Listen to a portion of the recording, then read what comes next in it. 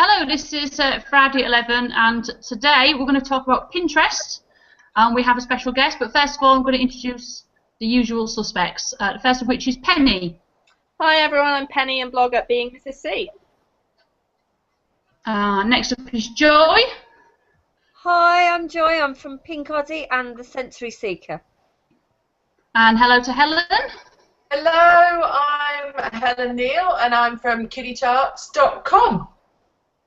And last of all, but not least, obviously, is Ali. Hello, I'm Ali from Bugbird and Bee.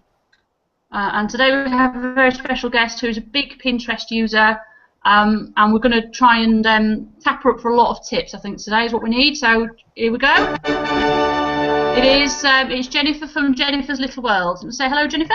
Hello, everybody. Right. So Pinterest is, I don't know how long it's been going for, but 3 or 4 years. I don't know if you know, it's a social media network, but it's very visual. There's a lot of photos on it, and what you do is you go in and you can pin other people's pins or your own pins to themed pin boards. So you can go around and collect things off the internet and pin them to a board, save them for later, come back, share them with others. So I use Pinterest a lot for my travel blog, Kids Says Out Reviews, and I can make my own pins that I pin to themed boards. And I have boards, for example, family days out in England, family days out in Scotland, and I have themed days like family days out, good family days out for Mother's Day, things like that, and I pin them around. And I have about 300 followers, which isn't very many, but I do find it's quite a good source of traffic as a social network, and you don't necessarily have to be on Pinterest yourself to be able to take advantage of that traffic. I'm just really interested to know sort of how other people use it, really. And does anybody here use Pinterest? You want me to kick off?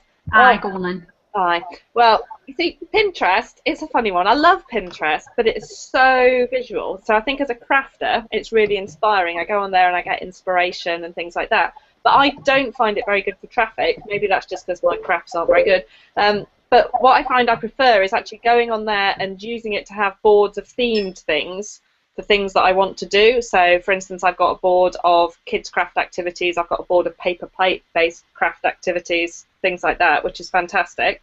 But I don't have that many followers on there, 300 and something. But what I find interesting about Pinterest is that there's a lot of non-bloggers using it. So a lot of my friends, when I talk to them, or even things like teachers at the school, they're all like, yep, I've got a Pinterest board for this idea and a Pinterest board for that idea. So it's a huge thing. I just don't think I'm using it, either using it right or using it to the best of its ability, which is why I'm keen to pick Jennifer's brain, dare I say. I use Pinterest loads. I have loads of followers on there as well, so I have about 400,000, nearly 500,000 people following me on there, and I use it for personal reasons and I use it for blog reasons, and I get between 10 and 20% of my blog traffic comes from Pinterest, so it's a big traffic winner for me as well. And the way I use it is I have collections of resources for myself and also for my readers, as well as for people that follow me on Pinterest. And I pin my own stuff and I pin other people's stuff that I will then go back and look at. And I effectively use it on a twofold scale. One, as a search engine. So if I'm looking for something on, I don't know, principles that will help my kids learn times tables, I will immediately go to Pinterest rather than Google. And it's just something that I've started doing because I'm a very visual person and because there's so much fantastic stuff out there. And the other way I use it is as inspiration, like Penny says. You know, if I'm maybe trying to think of some ideas for the blog, or you know, I'll go on there and I'll have a look and see what else there is, and maybe tweak it and change it and write something or produce something that I think will work for me and for my readers. I will also look at it longingly and go, God, I wish I had a lounge like that. But that does tend to make me feel slightly sad because I don't have a lounge like that, as you can see. You see, I'm fascinated to hear that you use it instead of going to Google. Yeah, I think it's a mindset thing, isn't it? Yeah. Well, that's how I started using it, though. You think you used to have Google Favourites, and I'd have this massive long list of all the things in my favourites, and now it's like they're organised. I'm like, that's those recipes, or that's those, crafts I want to do. Whereas before they'd just be like this long list that I couldn't sort through, and I'd lose it, and so that's how I started using Pinterest. And now if I'm going to write about a topic, like I did dinosaurs, I started pinning everybody else's dinosaur stuff and getting inspiration. And then when I started writing dinosaur stuff, I already had a board that lots of people were interested in because I put it all in one place.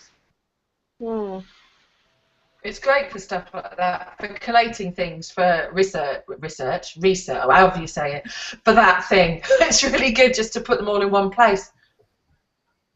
And then what you can do is you have a board on a particular subject and you're writing about it, you can embed the board in the post, and then that helps with followers as well, because then that's like a link.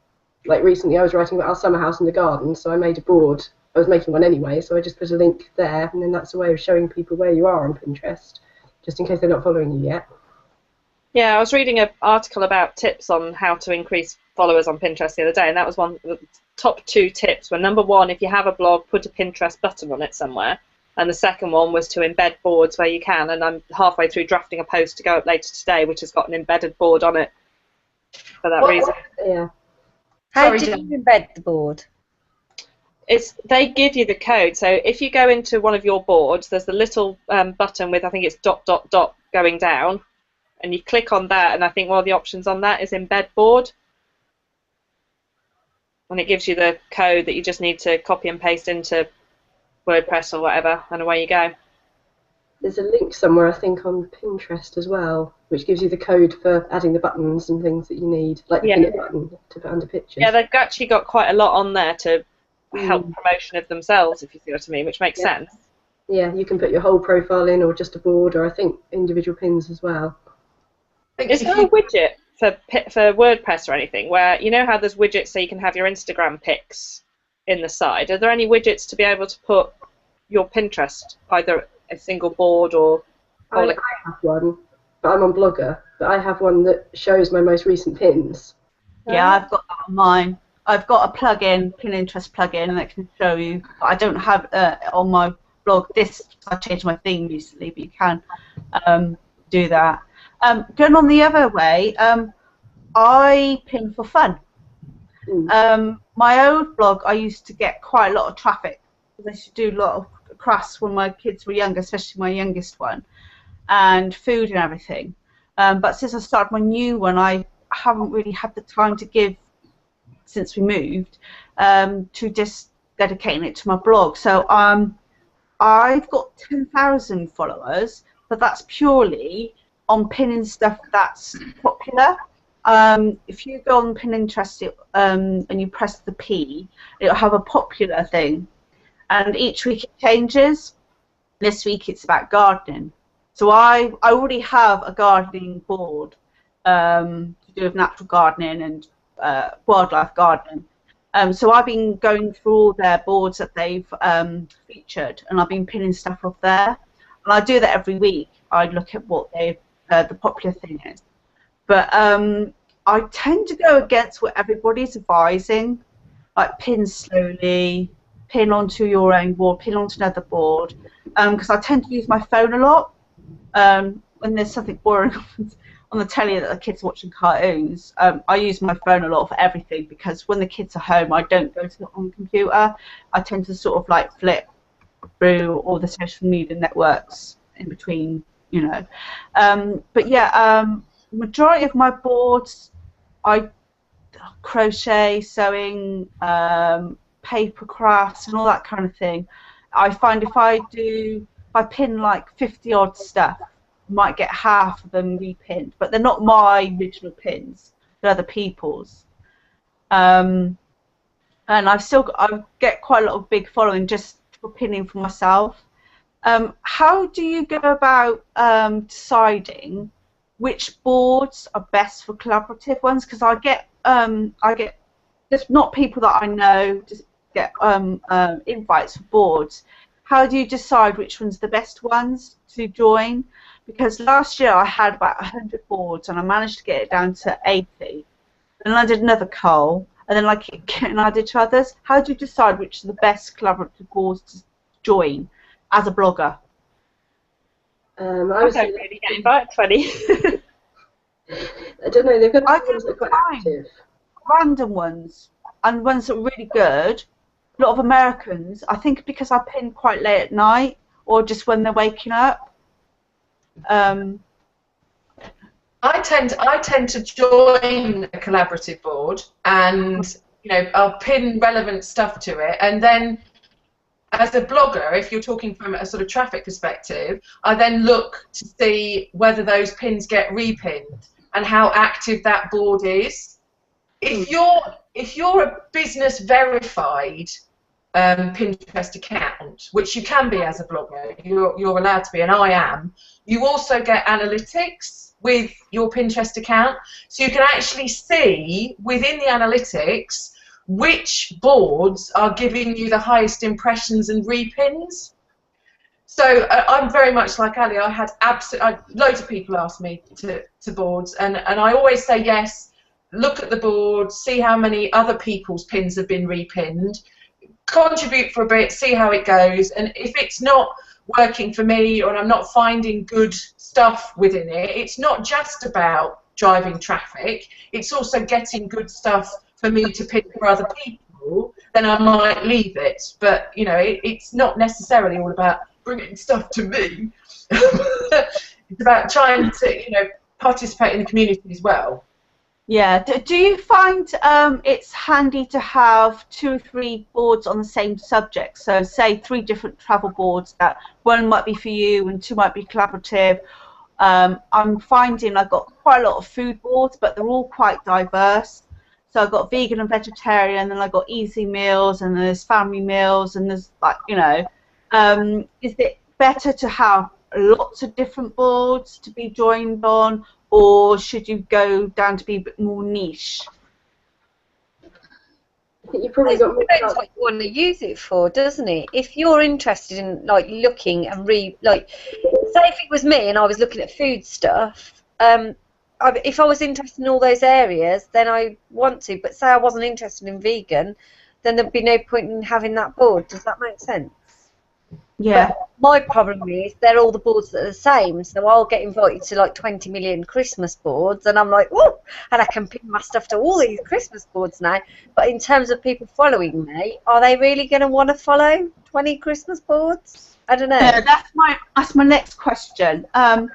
When you set up your boards, and how do you set them out so that they're appealing for other people who might follow you?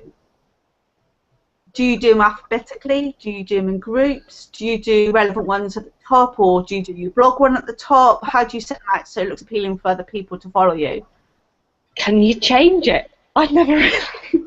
Yeah, you can. I mean, what I do is I've got one board right at the beginning, which is basically my blog board. So anything that I pin, any new things I pin directly to that one board, and then I use that as a base to repin to other boards. And I've got one that's called Family Days Out in Yorkshire, one that's called Family Days Out in London, Family Days Out in England, and it's kind of a theme going on. And what I've done on those boards is I've made a custom cover image for each one, so that there's some uniformity sort of across the top 8 boards, and they're all the ones that are at the top. And then I have theme boards underneath. So if let's say it's coming up to Father's Day, is it Father's Day next? June? Yeah. The Father's Day board will then go as my 9th board, let's say, next to maybe the Mother's Day board and things like that. Yeah, I think it does help if you do lay them out in some user-friendly fashion, and I always think it helps if you've got a very nice picture as your cover image. If not, you've got something that you can make to make it look nice, because I think sometimes you look at it and it's just like a mass of pictures and it's like, oh, and it's very in your face. And if you can find some way of just sort of calming that down visually a little bit for people to stop and look and see what the title of the board is, it helps. But in terms of what I do is I find that having a lot of boards with niche titles works better than having one board that's just called travel, because it could be anything. So I go, mine are called Family Days Out in a specific county, so Family Days Out in Yorkshire, so people can look specifically for that. which is helpful. That's a good idea, actually. That's given me something to think about. Right, okay, another question. Anybody else got any questions? Do you follow people, or do you just follow a few of their boards? So do you just, when somebody follows you, you go to follow them back, do you follow them as a person, or do you just look at their boards and follow particular boards? I've got 2 accounts. I've got one where I follow people, and then, you know, whatever their interests, and it's just a general, more for me, Pinterest board. And then I've got a specialist Pinterest account for my special needs stuff for my blog. That is just, and I will only follow anything that I want to pin onto those special boards, and I'm not interested in anything else. But that I've not long started that, so that's quite slow. But I am finding that really effective, because someone else then pinned my pin, and it's had 23 repins, which to most people is not a lot, but to me that's an enormous amount, and I had quite a bit of traffic for quite a new blog onto that. So are they both of your pin accounts to do 2 different blogs, or to the same blog? One is to my newer blog, and the other one, yeah, is to, I do pin the other one in, but yeah, I suppose it is to my Pincoddy blog. But I've then got a special needs board, which I'll then pin my own stuff from the other Pinterest account board, if that makes sense, onto my special needs one and my Pincoddy one. And because it's to do with the branding as well, I think, because people know me as Pincoddy, when they're following or they're thinking, oh, I want to repin because she's pinned my stuff, that's how they know me. So it's easier to keep the big one going, but that's the one that's got quite messy, because I got invited to so many collab boards and started I tried to stop just pinning for me, which is what I was doing, and start pinning for my blog, and that's when I think I lost the memento, when it just got a mess and it just got too complicated. I'm exactly the same with any social media I start. It's always, for me, networking, getting to know people, and then sort of like 4 or 5 months down the line, actually everybody else is pinning for their blog, and I've got a really messy stream, and I'm actually probably following too many people, but then I've got to go through every person I'm following and decide whether I'm following them as a person or just following boards. And then I just get bored, and then I just go off because it's such a mess. So does anybody else have a second Pinterest account just for, you know, their blog, or are you doing both on one account? It's just Joy. I'm doing both, yeah, both on one account. I do them both as well. So I've got a lot of like kind of crafty stuff in there for my personal craft, because I do a lot of paper craft. But then I've also got you know, activities and parenting tips and stuff for the kiddie chart side of things. Okay, yeah, I just use the one account, and I do use it personally for look for personal projects for me. I just try not to be tempted to repin that if it's not relevant to something. Maybe make a secret board out of it. So if it's a kids craft, which I don't do on a travel blog, I will still pin it, but I'll pin it to a secret board so that I can go back to it and refer to it later without it then going to my audience who expect me to post travel stuff, really. So yeah, it's about keeping things separate. And I use secret boards in a similar way. Jennifer, do you not pin things because you think your blog readers won't be interested, or do you just have you as you? I want to pin. Yeah, I suppose. I mean, I have a blog board at the top where I pin or try to pin all my blog posts, but most of my pins are for me, I think. I mean, they're related to the things that I blog about, because that's what my interests are. Mm. I mean, I really should get more organised about doing it. What I would like to do is, because I write about lots of different things, maybe have a board for each category that I write about. So maybe one for travel, one for craft, one for kids craft, because at the moment they're all just pinned into one big blog board. So that's something that I've got to do. Yeah. Is very similar to Joanne. I've got my blog board, which is the first board on my Pinterest account, so the first thing anybody sees. And then next to that, I've actually also, because I blog about a number of different things, like, so I'll have a kiddiecharts.com parenting board, and kittycharts.com reviews, etc. So I pin to my central board, then I pin to the subject board, and then I pin to relevant collaborative boards from the kittycharts.com subject board. So it's all branded as Kitty Charts at the top, and then I have my most popular boards underneath that. So I've got a collaborative parent and tips board, which has got a good number of followers. So that's one of my first. And then there's the Monday Parenting Pin It Party, which is popular too. So that's one of my other top boards. And I put the most popular ones up there, and then it just gets a bit of a mess below the first 8. Because I don't know how many boards I've got. I've got over 100, and I need to tidy it up. And does anybody pin at certain times? Like I was told that 2 AM is the best time to repin your own pins. Does anyone do that? I pin 3 times a day. I pin just before the school run because that's when Americans tend to be getting up,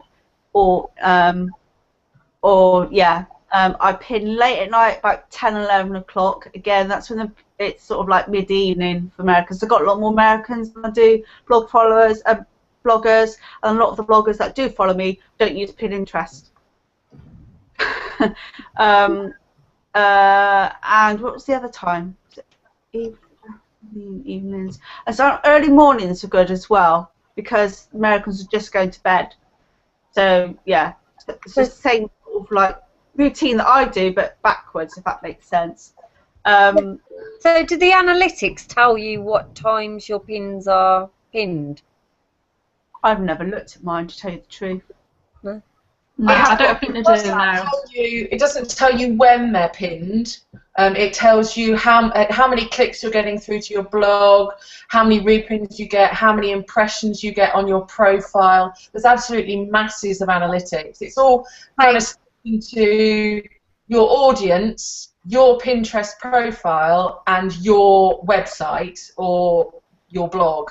And then they have analytics which go down a bit deeper within that. And I actually schedule my pins using a hology, which I can never say, and I don't know how to say it. It's a link in the comments. I will do afterwards, yeah. It's a content network, and I was lucky enough, I got accepted as a publisher quite a while ago, and they allow you to schedule pins, which means that I can spread my pins out, and I can pin at 2 in the morning without actually being in front of my computer at 2 in the morning, which would be hideous. And I don't know, I pin maybe 25 times a day, generally 10 of mine and 15 of someone else's. I'm speechless. Well, I tend to avoid the times. Sorry. I tend to avoid pinning at certain times, mainly because people say, yeah, you should pin at 2 in the morning because that's when your American audience is up. But for me, my audience isn't. If it's Americans, they're not going to be interested in some little zoo in Yorkshire somewhere. So I just pin when I'm available online, because generally if I'm available online, then that's when, you know, other people about my age and demographic are going to be online too. So I just kind of think if it fits around me, it'll fit around my audience as well. So I don't do, like I say, I don't do anything that appeals to the American audience specifically. So I just do it around UK times, around me really. For your blog, don't you? You work out when you think your guys are going to and what they're going to want. And I have an American audience, you don't. So there's no point in you pinning at 3 in the morning unless you want to bring in more insomniacs to reading your blog. It's a bit different now, though, isn't it? With the what's it called, the responsive feed or something? Because Smart feed. Yeah, the smart feed. At the beginning, at the beginning, it always used to be it would show everything in your newsfeed that everyone had pinned. But now, because I suppose there's so many people using it, it shows it based on various different algorithms. So I think it makes less difference now what time of day you pin. No, because I tend to not. Well, I don't go to my main feed. I tend to, like I said, I used to go to the popular thing and I pin around what's being popular.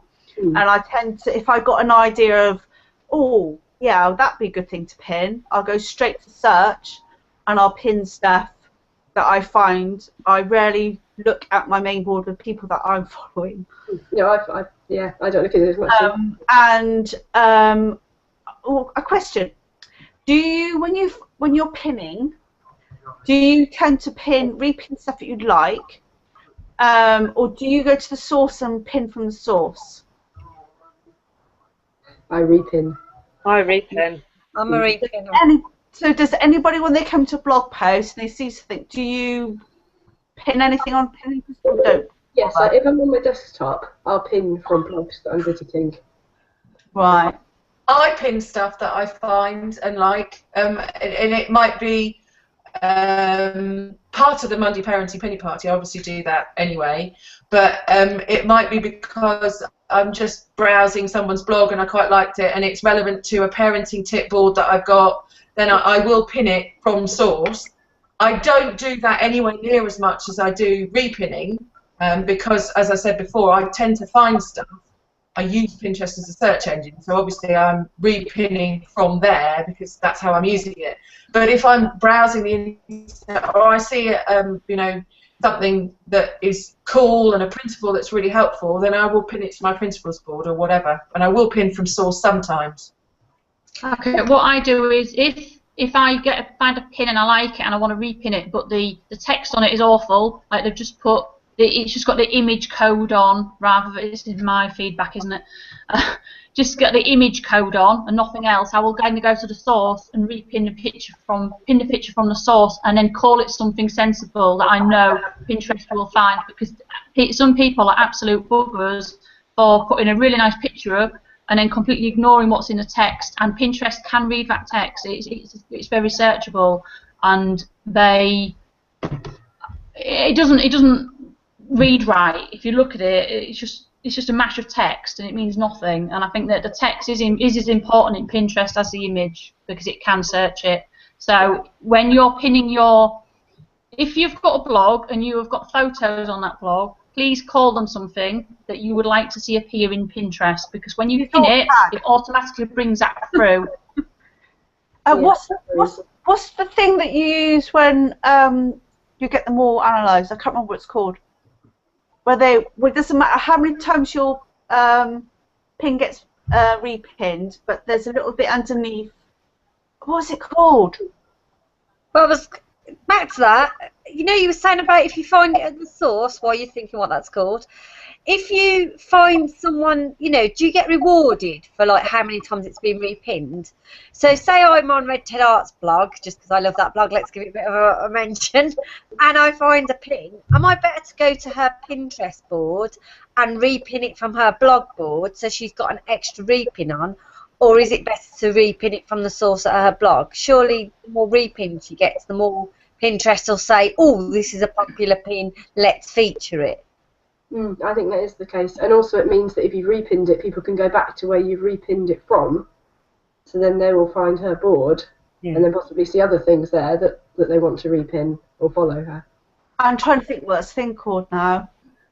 To go back to the image description, and I think Jen said this quietly in the background, or somebody did, it's the alt tag. If you write your description and I actually now, with every image that I put on, because you know I love Pinterest, I actually write a proper description in the alt tag that I know will then be pulled through if anybody ever pins any of my images. And because I'm on WordPress, I use Summer Me as an image sharing plugin, which will allow. And it's Sumome, SUMOME, and that will allow you. Sorry? Everybody did the pin thing last year, where it goes through all your pins. It takes a few days. Oh, what was it called? It means that it doesn't matter what's being written. You know, like Joanne just said, the bit that gets the description. Do you mean rich pins? Rich pins! That's the one! Yeah, right. You've got to get rich pins. What happens is, whatever you write in the alt tag of your photos, that comes up underneath the photograph, and it will have your blog name. Now, if somebody comes along, and obviously you're writing a description as well, if somebody comes along and repins it and changes the description, it doesn't matter because underneath that photograph, whatever you've written will always be the same. And also, if you don't use the alt tag, it will pick up the first few sentences of your blog post. So you must use the alt tag, because you can't change it after that once the pin interest has gone through your blog. That's the one, rich pins. You said. How do you get these rich pins? You just go to rich pin validator. Just Google it, and you have to do some gumpy stuff, and then it'll take a couple of weeks for to go through your blog. And it means that every time you pin something from your blog, or somebody pins something from you, it will have your blog name underneath and whatever alt tag you use on your photo. So that can never be changed. And the description doesn't matter if they wrote, a whole load of gubbins enough to do your photo. It doesn't matter because you will have that little bit underneath. Does that make sense?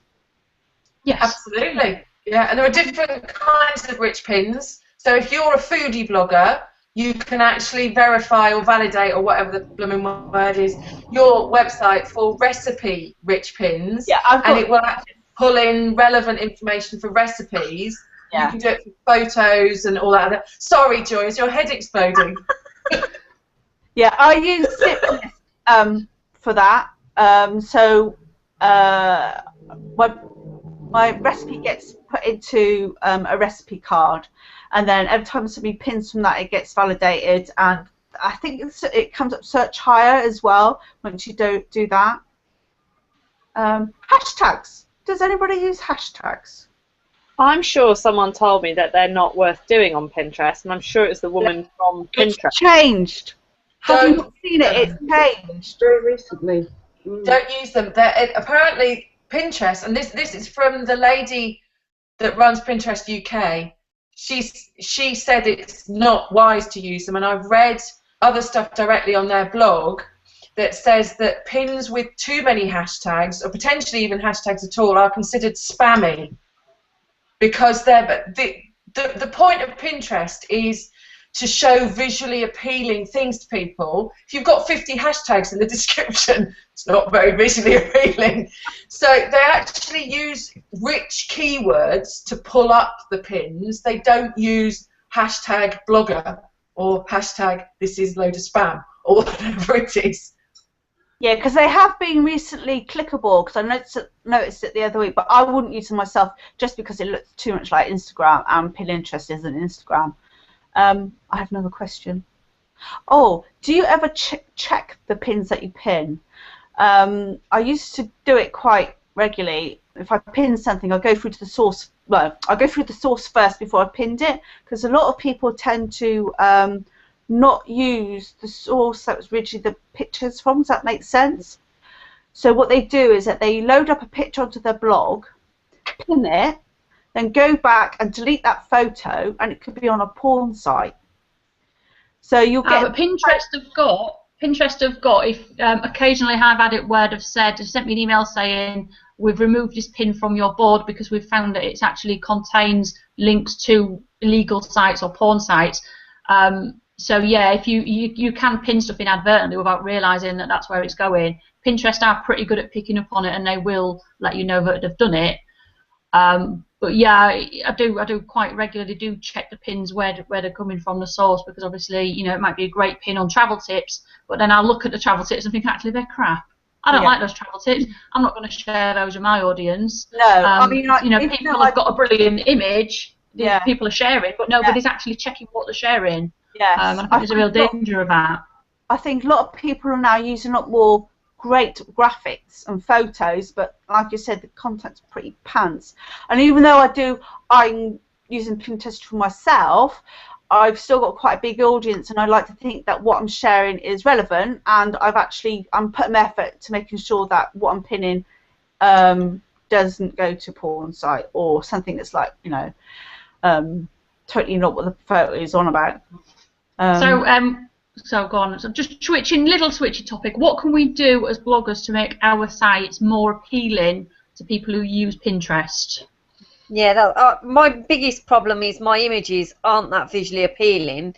As Ali says, I see a lot of stuff and the picture looks great, and you go to it, especially on my special needs site, and I'm looking for specific stuff, and I think the information you've provided is rubbish. And I think personally I got some quite good information to share, but I just can't make the images look, you know. Has anyone got any tips on what I should be doing? All about the images, yeah. But I'm the same. I have trouble making my images Pinterest friendly.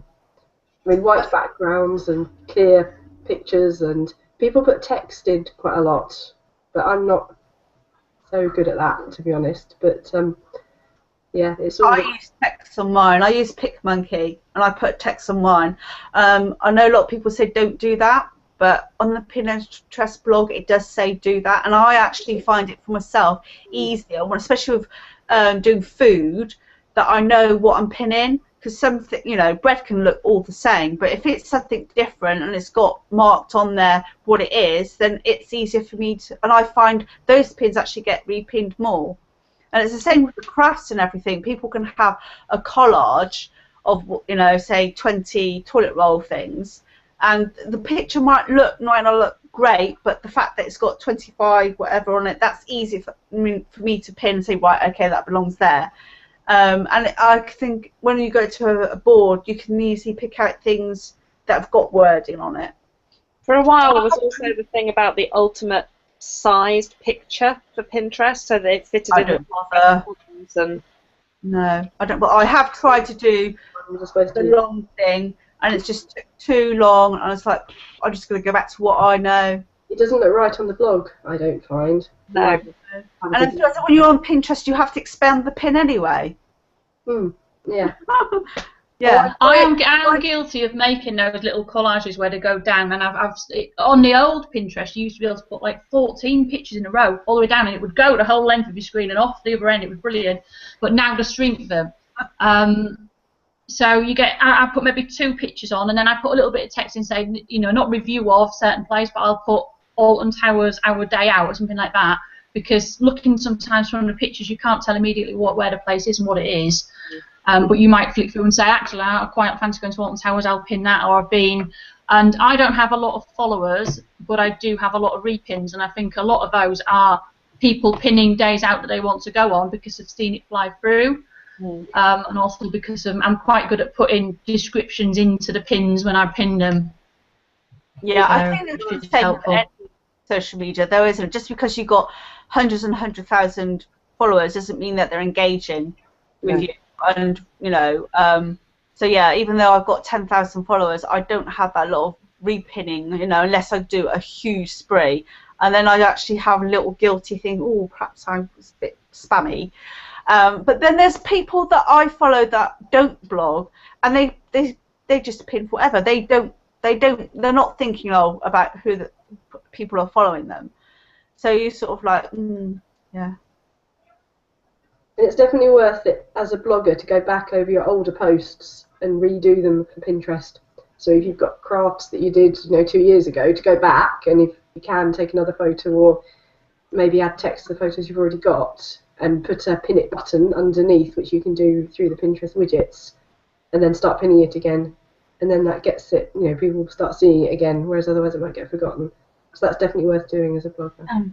It's also worth saying as well that you don't have to have the image that you produce for Pinterest. You don't have to have that on your blog post. You could just pin the post and then change it and upload a custom image that you can make yourself as well, which is useful.